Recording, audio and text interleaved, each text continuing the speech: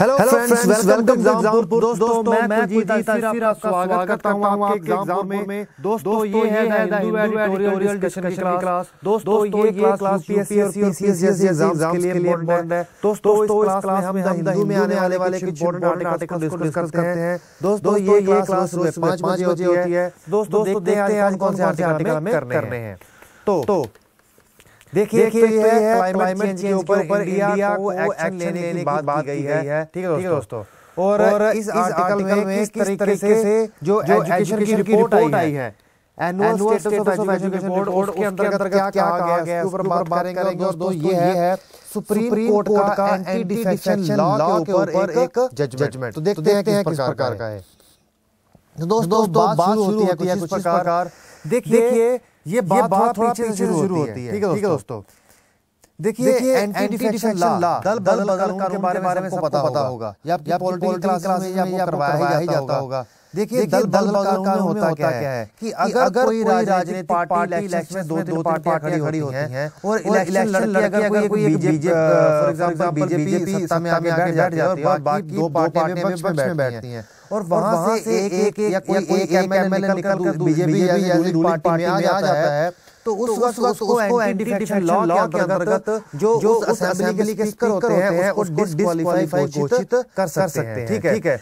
और दोस्तों इसके अंतर्गत जो शेड्यूल आता है वो 10th शेड्यूल है। देखिए इसके अंतर्गत दो रूल्स हैं। वो दो रूल्स क्या है? सबसे पहला तो कि स्पीकर के ऊपर उन्होंने कहा था कि स्पीकर के बाद अगर स्पीकर ने एक बार डिस्क्वालिफिकेशन का क्वेश्चन तय कर दिया तो उसको सुप्रीम कोर्ट में चैलेंज नहीं किया जाएगा, उसको क्योतो केस के अंतर्गत खारिज कर दिया जाएगा। लेकिन उसके अंतर्गत केस भी निकल कर आया था कि कितने क्या टाइम बाउंड मतलब जैसे कानून में लिखा ही गया है कि कोई टाइम बाउंड हो कि स्पीकर को इतने देर में तय करना होगा कि किस कारण से ये डिस्क्वालीफाई है या नहीं। ठीक है दोस्तों, तो बात कुछ इस प्रकार होती है। देखिए यहाँ पे क्या होता है। देखिए जो सबसे पहले जो बात करते हैं कि जब कोई एमएलए किसी ऑपोजिशन पार्टी को छोड़ के रूलिंग पार्टी में आता है इलेक्शन होने के बाद, तो होना क्या चाहिए? हसूलन स्पीकर को उसको डिस्क्वालीफाई कर देना चाहिए। लेकिन इसका बिल्कुल उलट होता है। देखिए जो स्पीकर होता है वो रूलिंग पार्टी से होता है, तो उसको हमेशा रूलिंग पार्टी जैसे असम्पशन ये रखी जाती है कि अगर कोई स्पीकर बन जाता है तो रूलिंग पार्टी का ना होकर बोलना होगा, उसे स्पीकर का होकर एक बैलेंस रहना होगा। लेकिन यहाँ बैलेंस में रहना होगा, इक्वल और सही बात करनी होगी, किसी के पक्ष में नहीं जाना है। लेकिन यहाँ पर स्पीकर क्या करते हैं, कहीं ना कहीं रूलिंग पार्टी को सपोर्ट करते हैं कि उनकी भी पोजीशन की उनको बचाना होता है। तो यहाँ पर बात कह रहे हैं कि देखिए अब इसमें अगर कोई स्पीकर डिस्क्वालीफाई हो जाता है तो वो क्या करते हैं, अगर कोई स्पीकर छोड़ के दूसरी पार्टी में रूलिंग पार्टी में चला जाता है तो वो उसको लंबे समय तक, अगर 5 साल का टेन्योर हो तो 5 साल तक उसके क्वेश्चन को डिसाइड नहीं करते और रख के बैठे रहते हैं। तो इसी से बड़ी प्रॉब्लम्स आती हैं। ठीक है दोस्तों, इन्होंने कहा है कि देखिए अब देखिए सबसे पहले बात तो यहाँ से उठी थी कि सुप्रीम कोर्ट उन्होंने चैलेंज किया गया सुप्रीम कोर्ट में कि देखिए क्या सुप्रीम स्पीकर ने ऑर्डर दे दिए कि अब इस व्यक्ति को मैंने इस क्वेश्चन के अंतर्गत डिस्क्वालीफाई कर दिया है। तो संविधान में लिखा गया था एंटी डिफेक्शन लॉ के अंतर्गत उसको स्पीकर का डिसीजन फाइनल होगा, अध्यक्ष का स्पीकर जो डिसीजन होगा वो फाइनल होगा। लेकिन सुप्रीम कोर्ट ने 1992 में क्योतो केस में ये कह दिया था कि देखिए ऐसा नहीं है, उसका ही जो डिसीजन है फाइनल नहीं होगा, हम सुप्रीम कोर्ट में उसको चैलेंज कर सकते हो। लेकिन इसी के अंतर्गत एक और नया सवाल निकल आया था कि कितने समय के अंतर्गत ये डिस्क्वालिफिकेशन तय करना होगा। जैसे कि मैंने आपको एग्जांपल दी कि 5 साल तक रखे रहते हैं और अंत में आकर क्वेश्चन डिसाइड करते हैं जब टेन्योर होने वाला होता है। तो इसके अंतर्गत वो कहते हैं कि सुप्रीम कोर्ट हायर बेंच को ये रेफर किया गया। अभी वो कॉन्स्टिट्यूशनल बेंच के ऊपर डिसीजन ले रहा है या नहीं है। लेकिन इसी के अंतर्गत एक और बीच में से निकल आई है, वो ये है कि देखिए मणिपुर असेंबली में मणिपुर असेंबली में क्या हुआ है कि डिफेक्शन का केस निकल कर आया है। वो एमएलए अब निकल के रूलिंग पार्टी में जो कि बीजेपी इस वक्त वहां पे चल रही है उसके अंतर्गत चला गया है, लेकिन इसके ऊपर वो डिसीजन नहीं ले रहे हैं। तो जब डिसीजन नहीं ले रहे टाइम बाउंड, जैसे मैंने कहा कि संविधान के अंदर कोई टाइम की अवधि नहीं दी गई कि इतने अवधि में आपको तय करना होगा। तो इसके अंतर्गत एक पिटीशन फाइल किया गया है हाई कोर्ट में। तो हाई कोर्ट ने कहा कि हम ऊपर डिसीजन नहीं ले सकते। तो सुप्रीम कोर्ट गया, तो सुप्रीम कोर्ट के जस्टिस आर एफ नरीमन ने कहा है देखिए आपको 3 महीने के अंतर्गत इस डिस्क्वालीफाई का क्वेश्चन तय करना होगा। ठीक है दोस्तों, देखिए इसको जो ये हालांकि सुप्रीम कोर्ट के क्वेश्चन बेंच ने अभी तक ये तय नहीं किया है कि क्यों कितने पीरियड के अंतर्गत डिस्क्वालीफिकेशन का क्वेश्चन तय करना होगा, लेकिन इन्होंने क्या इस कारण से दे दिया। देखिए इन्होंने एक राजेंद्र सिंह राणा जो कि 2007 का केस है, जो कि उत्तर प्रदेश की स्पीकर की एक डिस्क्वालिफिकेशन क्वेश्चन के ऊपर आता था। देखिए तब क्या हुआ था, वहां पर एक पार्टी से 13 एमएलए निकल कर चले गए थे और दूसरी पार्टी में जुड़ गए थे। तो उस वक्त स्पीकर ने क्या कहा था कि देखिए मैं डुअल डिस्क्वालीफाई नहीं कर सकता क्योंकि एक तरह का स्प्लिट है। ठीक है दोस्तों, तो उस वक्त सुप्रीम कोर्ट ने कहा था देखिए ये एक स्पीकर की ज्यूरिसडिक्शन का जो अध्यक्ष क्षेत्राधिकार का एक मतलब बहुत बड़ा फेलियर है कि ये काम हुआ। ठीक है दोस्तों, इसका हवाला कहा कि 3 मंथ के अंतर्गत आपको देना होगा क्वेश्चन के आंसर। अब इसी के अंतर्गत एक बड़ा सवाल निकल कर आता है कि देखिए उन्होंने कहा गया है कि देखिए इनको एक ट्रिब्यूनल पार्लियामेंट को एस्टैब्लिश करना चाहिए जो कि स्पीकर को ना देते हुए उस ट्रिब्यूनल के अंतर्गत पावर होगी कि वो डिस्क्वालिफिकेशन का क्वेश्चन तय कर सके ताकि प्रोसेस स्पीडी हो सके। और देखिए हमारे लोकतंत्र को सही तरीके से चलाना है तो एंटी डिफेक्शन लॉ बहुत ही इंपॉर्टेंट रोल इसके अंतर्गत करता है। और दोस्तों यही हमारा आर्टिकल है। तो अब तो उम्मीद है काफी आर्टिकल समझ आया होगा। चलते हैं नेक्स्ट आर्टिकल पर। तो दोस्तों ये आर्टिकल है हमारी एजुकेशन के ऊपर। देखिए ये बात क्या कर रहे हैं, पहले हल्का सा वो देख लें फिर आर्टिकल के ऊपर जाएंगे क्योंकि बेसिक समझ आएगा सब आएगा।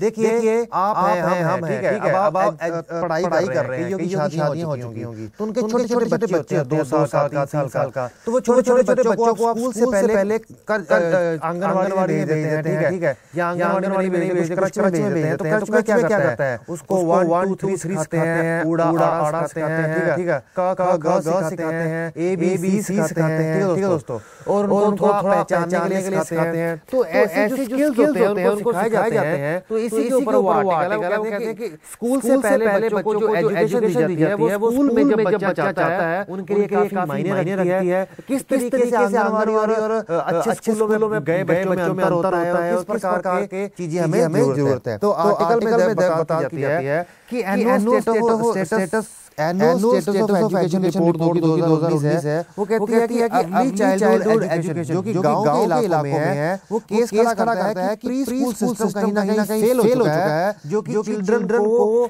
स्कूल के अंदर एक फाउंडेशन का रोल प्ले करती है, एक नींव पत्थर का रोल प्ले करती है, वो कहीं ना कहीं फेल हो चुकी है। वो कहते हैं कि फाइंडिंग्स पर जाते हैं कि जो परसेंटेज है लड़कियों की सरकारी स्कूल में ज्यादा है, प्राइवेट स्कूल में कम है। हालांकि जो कॉग्निटिव स्किल्स हैं, ठीक है, वो कहीं ना कहीं आंगनवाड़ी के बच्चों के कम है, हालांकि प्राइवेट स्कूल के बच्चों के बहुत ज्यादा होते हैं। तो इसमें वो कहते हैं कि महत्वपूर्ण परसेंटेज जो कि अंडर चाइल्ड आती है, अंडर चाइल्ड है, जो कि फर्स्ट स्टैंडर्ड ऑफ फॉर्मेशन में आते हैं, वो एक दूसरा क्या करते हैं, दूसरे नंबर पर वो एज का उल्लंघन करते हैं। उन्होंने कहा मिनिमम 6 साल एज होती है तो वहाँ 4 साल के बच्चे बैठे होते हैं, तो एज का उल्लंघन हो जाता है। फिर उसके बाद वो कहते हैं कि देखिए जो सही स्किल्स हैं, अच्छा एनवायरनमेंट है जिसके अंदर कॉग्निटिव स्किल्स प्रोवाइड किए जाए, वो भी नहीं मिल पाता है। वो कहते हैं कि जो स्किल्स होते हैं ये बहुत जरूरी होते हैं, वर्बल के लिए, काउंटिंग के लिए, कैलकुलेशन के लिए, कंपैरिजन के लिए। तो जो रिपोर्ट है वो ये प्रदान करता है कि 26 इंडियन डिस्ट्रिक्ट ये इंडिकेट करते हैं कि अपेरेंट इम्बैलेंस चल रहा है स्टेट पॉलिसी का। ठीक है, ये डिसएडवांटेज है। वो कहते हैं कि जो आंगनवाड़ी है वो कहीं ना कहीं अपना रोल अच्छे से नहीं कर रही है। पुअर रिसोर्स है, गवर्नमेंट स्कूल पुअर रिसोर्स नहीं है उनके पास,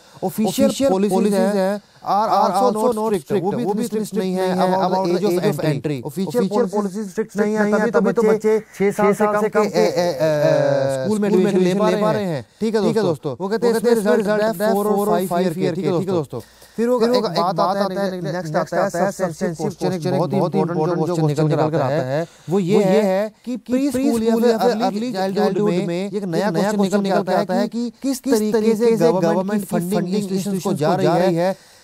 देखिए उनको एक अच्छे टीचर्स को अच्छी ट्रेनिंग होनी चाहिए, अच्छे ताकि बच्चों को अच्छे आउटकम निकल के आए, ताकि स्कूल में जो फाउंडेशन का रोल अर्ली चाइल्डहुड एजुकेशन हमारी प्ले करती है वो अच्छा रोल कर पाए। ठीक है, टीचर्स को फील करवाना चाहिए इन्वेस्टेड आंगनवाड़ी में, ताकि बच्चे जो कि प्ले और लर्न सेंटर में जाके अच्छा सीखते हैं उनके बराबर फिजिकल इंफ्रास्ट्रक्चर होना चाहिए, ह्यूमन रिसोर्स कैपेसिटी को अच्छे से बिल्ड होना चाहिए। ठीक है, फिर उसके बाद वो कहते हैं कि देखिए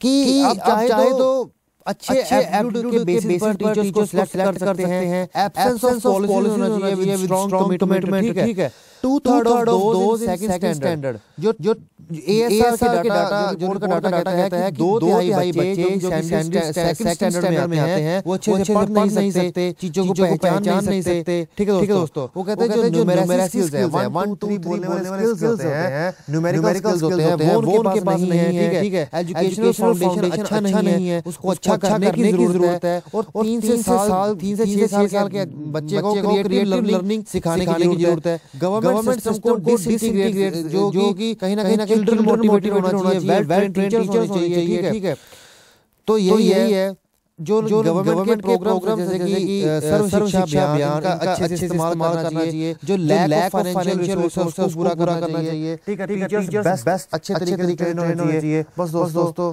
यही प्रकार की होनी चाहिए। तो हम चलते हैं नेक्स्ट आर्टिकल पर। दोस्तों ये आर्टिकल है क्लाइमेट चेंज के ऊपर, ज्यादा कुछ नहीं है, कुछ पॉइंट्स हैं लेकिन पॉइंट्स को अच्छे से समझेंगे।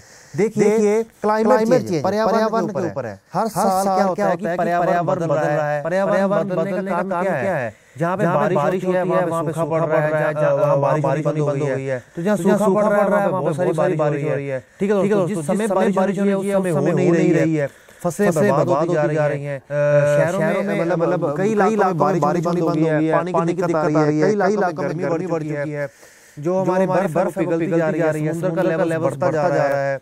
तो इसको कहते हैं पर्यावरण बदलना। कारण क्या है? जो पोल्यूशन छोड़ रहे हैं, ये कारण है, चाहे फैक्ट्रियों से है, चाहे कारों से है, चाहे गाड़ियों से है। तो उसके अंतर्गत पूरे देश इकट्ठे होकर आए, लेकिन अब कहीं ना कहीं अप्रोच एक साथ नहीं दिख रही है। यही आर्टिकल में बात की, इंडिया का स्टैंड करता है, ये बात की है। वो कहते हैं कि ग्लोबल क्लाइमेट समिट हुआ है, जो कि कोप कॉन्फ्रेंस ऑफ 25 दिसंबर 2019 में मैड्रिड में हुआ, वो कहीं ना कहीं फेल हो गया। जो मल्टीलेटरल प्रोसेस था, जो कि क्लाइमेट क्राइसिस को एड्रेस करने के लिए आया था, वो खत्म हो चुका है। ठीक है दोस्तों, बहुत सारी डिस्कशन फाइनेंस पे हुई, एम्बिशन पर हुई, ट्रांसपेरेंसी पर हुई। ठीक है दोस्तों, प्री 2020 एक्शन पर हुई, लेकिन कहीं ना कहीं अब सारे देश ठंडे हो गए हैं।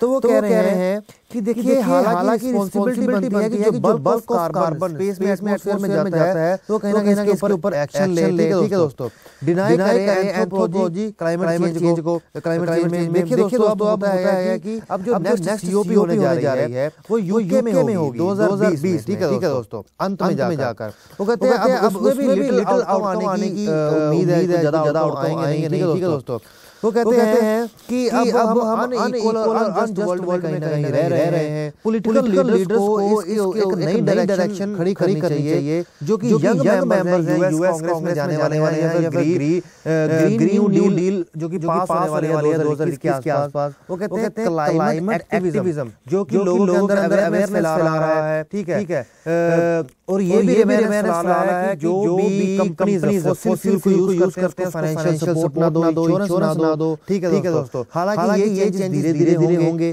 फिर उसके बाद वो कहते हैं कि parallel COP eight future summit, उसमें अंतर्गत उसमें सब स्टेट एक्ट को इन्वॉल्व करना चाहिए, सिविल सोसाइटी ग्रुप इन्वॉल्व करना चाहिए, नॉन गवर्नमेंट ऑर्गेनाइजेशंस को इन्वॉल्व करना चाहिए, एकेडमिक्स को इन्वॉल्व करना चाहिए, एक इंटीग्रेटेड प्रोसेस होना चाहिए। फिर वो आगे बात करते हैं स्टेट एक्शन। ठीक है दोस्तों, स्टेट एक्शन प्लान में वो कहते हैं कि हालांकि दुनिया कहीं ना कहीं एनर्जी का सही तरीके से इस्तेमाल नहीं कर पा रही, लेकिन देशों के स्तर पर, स्टेट के स्तर पर या सब स्टेट लेवल पर काम होने चाहिए एनवायरनमेंट को लेकर, क्लाइमेट को लेकर। ठीक है दोस्तों, यहाँ पे वो कहते हैं कि बहुत हैवी लेवल पे डिस्ट्रक्शन हो रहा है इकोसिस्टम का, फॉरेस्ट का, वाटर बॉडीज का, बायोडायवर्सिटी का। न्यूमरस स्टडीज शो कर रही हैं कि हाई इकोनॉमिक और इकोलॉजिकल कॉस्ट आने वाले हैं, लॉस ऑफ लाइफ होगा जबरदस्त लेवल पर, एक्सट्रीम इवेंट्स होंगे जैसे चक्रवात जैसी हो सकती है, या फिर बाढ़ आ सकती है, या फिर सूखा आ सकता है। वो कहते हैं कि अगर बायलैटरल एजेंसी की बात करें, स्टेट्स इनिशियली उन्होंने अलग अप्रोच ली थी फर्स्ट राउंड में, लेकिन अभी state action plans on climate change. ठीक है दोस्तों, सो उनमें से कुछ ने सेपरेट क्लाइमेट चेंज सेल्स को इंस्टीट्यूट किया था, जिसके साथ एकेडमिक इंस्टीट्यूशंस के साथ कोलैबोरेट किया, लेकिन अब कहीं ना कहीं देखते हैं क्या हो रहा है उसमें कि few produced detail action plans सामने निकल के आ रहे हैं।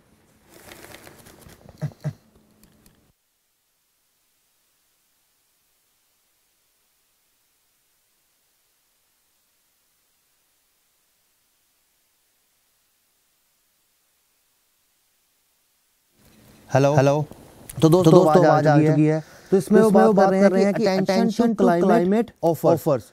वो कहते हैं जो benefit to India for development ये हो सकता है कि इंप्रूव कर सकता है इंडिया अपना एनर्जी, क्योंकि देखिए स्टेट और सब स्टेट एक्टर्स में अब रोल करने की बात आ रही है, ये कहीं विंडो देता है। वो कहते हैं कि इंडिया इंप्रूव कर सकता है एनर्जी एफिशिएंसी को इंडस्ट्री में, ठीक है, रिड्यूस कर सकता है कॉस्ट, लोकल पोल्यूशन को रिड्यूस कर सकता है। इसमें इंडिया को भी फोल्ड एडवांटेज होगा, इंप्रूव कर सकता है पब्लिक ट्रांसपोर्ट, रिड्यूस कंजप्शन कर सकता है। देखिए पब्लिक ट्रांसपोर्ट क्या होता है, रेल होता है, मेट्रो बसेस होता है, इसको बढ़ावा दे सकता है, कंजेशन कम कर सकता है। ठीक है, उससे कम होती है सड़कों पर पोल्यूशन और इंप्रूव एक्सेस को यूजिंग नेचुरल फार्मिंग मेथड हो सकता है। जब नेचुरल फार्मिंग मेथड को यूज करते हैं, जिसके अंतर्गत फॉसिल फ्यूल बेस्ड फर्टिलाइजर कमी आएगी, इंप्रूव होगी सॉइल हेल्थ, बायोडायवर्सिटी इंप्रूव होगी। ठीक है, वो कहते हैं नेक्स्ट राउंड ऑफ जो होगा state action plan climate change are being drawn up हो चुका है, अंडर रिकमेंडेशन है फ्रॉम द सेंटर। फोकस जो फोकस है और बियॉन्ड फोकस ये है कि इंटीग्रेट किया जाए रिस्पांस को to climate change with development plan, चाहे वो डिफरेंट डिपार्टमेंट्स के साथ हो। ठीक है, ताकि कम देश के स्तर पर नेशनली डिटरमाइंड कंट्रीब्यूशन तो हो सके। ऑन इंटीग्रेशन में वो ये बात करते हैं, ऑन इंटीग्रेशन में ये बात करते हैं कि जो लाइंस के साथ डिपार्टमेंट्स हैं जो कि कॉमन रोल लेकर, जैसे कि एग्रीकल्चर, ट्रांसपोर्ट, वाटर, ठीक है, उनको आइडेंटिफाई करना चाहिए, केयरफुली इंटीग्रेट होना चाहिए क्लाइमेट चेंज के खिलाफ। ठीक है दोस्तों, वो कहते हैं इंटीग्रेशन को टेक प्लेस होनी चाहिए डिस्ट्रिक्ट लेवल, सब डिस्ट्रिक्ट लेवल पर। ठीक है दोस्तों, उसके बाद कहते हैं कि How funds for implementing plan को action जो state action plan climate change है उसके funds किस प्रकार implement किया जाएगा, इसको ध्यान रखें। हालांकि not enough फंड नहीं मिल रहा है ग्रीन क्लाइमेट फंड या फिर एडेप्टेशन फंड के द्वारा, और बायलैटरल एजेंसीज का भी जो सपोर्ट है जो स्टेट के अनलेस अब उसका भी कहीं ना कहीं unless new sources are found। ठीक है दोस्तों, तब तक बायलैटरल स्टेट एजेंसी को सपोर्ट करना होगा। ठीक है, स्टेट। फिर उसके बाद वो कहते हैं कि coal access India is good initiative. जो कोल असेस है लगाया गया है, कोल के ऊपर सेस लगाया जाता है, ये एक गुड इनिशिएटिव है। ठीक है दोस्तों, सेस किसी पर्टिकुलर प्रकार का टैक्स होता है जो पर्टिकुलर काम के लिए ही लगाया जाता है। ठीक है दोस्तों, तो उसके अंतर्गत है इन्वायरमेंट क्लाइमेट रिलेटेड एक्सपेंसेस को इसके द्वारा पूरा किया जा सकता है। Alternative source from high emission industries और प्रैक्टिकल वुड एक भी अच्छी ऑप्शन निकल कर आ सकती है। तो इन प्रकार के अप्रोच पर ध्यान देने की जरूरत है, ताकि इंडिया जो इंडिया का स्टेट एक्शन प्लान और क्लाइमेट चेंज है उसके अंतर्गत नेशनल कंडीशंस को पूरा कर सके, और जो भी इसके अंतर्गत सिविल सोसाइटी को ऐड करने होते हैं, इंडिविजुअल रिसर्च को ऐड करने होते हैं, चीजों को इनकलकेट किया जाए, ताकि सेंटर के इनिशिएटिव द्वारा, कोऑर्डिनेट स्टेट इनिशिएटिव द्वारा मिटिगेट किया जा सके, कम किया जा सके इफेक्ट्स को। और क्योंकि देखिए इंडिया उन देशों में होगा जिसके अंतर्गत इंडिया उन देशों में शुमार होगा क्लाइमेट का, जिसके अंतर्गत बहुत हैवी प्रभाव आ सकता है। चेन्नई में पिछले साल पानी ट्रेन भर के भेजनी पड़ी।